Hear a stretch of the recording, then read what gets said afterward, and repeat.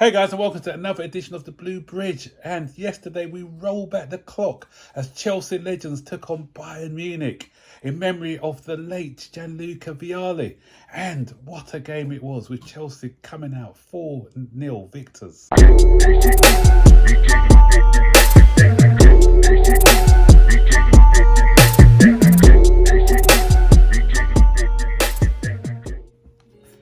So, the great late Gianluca Vialli.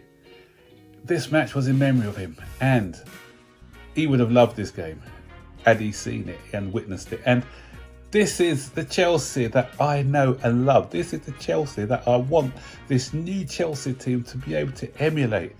We saw this team, we saw good football, we saw a joy, we had a smile on our face, we saw goals at Stamford Bridge at long last. And we saw character, we saw determination, we saw fight. Okay, I know it's just a friendly against legends, but we just saw what we're missing, what this side is lacking as well. We were lacking that leadership quality. Oh, to see, roll back the years and see John Terry on that pitch again, still showing all of his leadership qualities. Gary Cahill, another one. And we saw a midfield, a cohesive midfield, with John Obi Mikel pulling the strings. Claude Makelele playing in there, and we also saw Ramirez and players like that, and what a joy it was. So, first goal, we saw a good cross from the right, I think it was from Ramirez, great cross, and Essien, great leap. He didn't score a lot of headers in his Chelsea day, but it was a fantastic header for Essien, and a midfield dynamo, something what we're lacking at the moment. I loved the way that Essien used to play. He scored some memorial goals for Chelsea. He controlled the midfield for us in his heyday, and he has some leadership qualities as well. The Ghanaian, great, and what a great open it was. Good leap, good header. Then we saw a goal from JT. It was his run, which I think he passed it. I think it was to Bertrand, who passed it back in, and he slid in to score the second goal. And he's still, okay, although only friendly, but he did still celebrate it. That's the, no matter, I don't care if it's a friendly or five-a-side or whatever. When John Terry plays to win. And that's the sort of winning mentality that I like to see in the team. And when he was captain, he set those high standards that others had to follow. I'm looking around and I'm looking, do we have any leaders in the John Terry mould at the club at the moment? I'm scratching my head to see. I can't see anyone who's got those sort of John Terry attributes at the club. And a lot of our fans are looking at how good a defender is on the ball, how great they can pass it and everything else. And they kind of tend to overlook the intangibles, the things that make a team tick, like the leadership qualities, the organisation of the defence and everything else. But we're looking around, apart from maybe Thiago Silva, where there's a language barrier again, and he's getting on a bit, but who's going to take over when Silva goes? I'm looking around. I'm just hoping that someone can take over. Is that going to be Levi Colwill? Is it his turn to step up? I know he's still young now. Is he going to grow into that leader that this side badly needs? Time will tell. So in the second half now, we saw the magic of Gianfranco Zola. Again, that's what's lacking in our side, that bit of inventiveness, that creativity from a 10 and what you saw, that scoop pass, what a pass it was, and took the entire Bayern Munich defence out of the game, and Thiago Mendes, nice to control, and he just slid it across to Gary Cahill, another leader in the side. So even when John Terry wasn't playing, we had Gary Cahill. You can't underestimate his leadership qualities neither.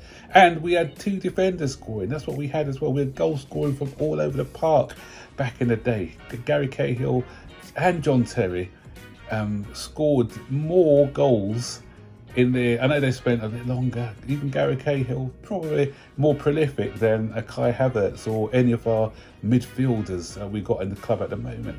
They're more likely to score a goal than even some of the wide players that we've got in at the club at the moment. I'll wager a bet that they'll score more goals than some of these guys. Prove me wrong, guys. Please prove me wrong. And finally, the last goal. What a pass by Essien. And that touch by Thiago Mendes was exquisite, and the finish was very good as well. And Thiago was a guy who, okay, in our back-to-back title winner, he played. Him and Essien, I think, came in that season.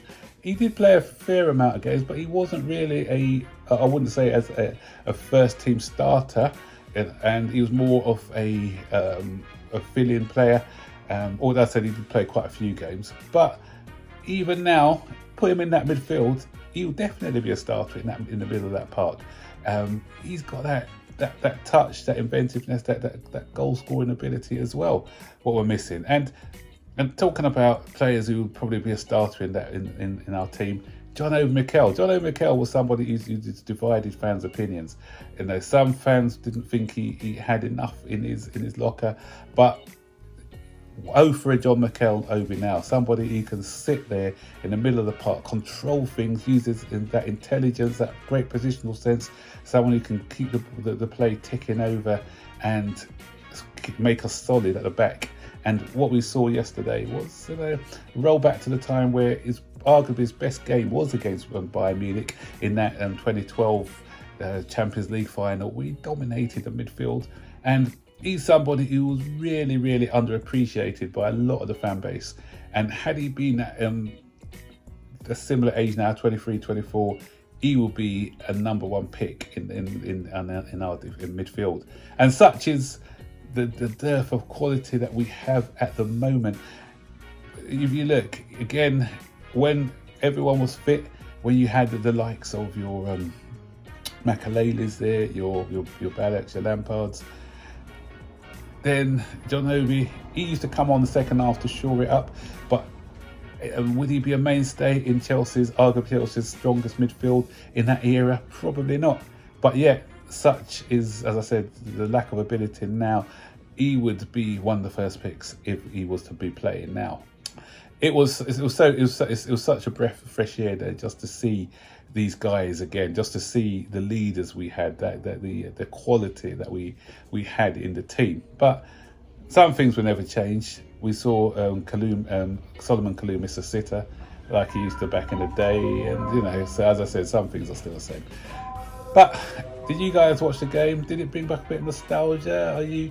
Who in this side, the side that we saw yesterday, if you could take 3 players out of that side to put in this team now, who would they be and why? For me, it's quite an easy pick. JT for his leadership skills, I'll definitely have him in there. Gianfranco Zola for his inventiveness, his creativity in that 10 role.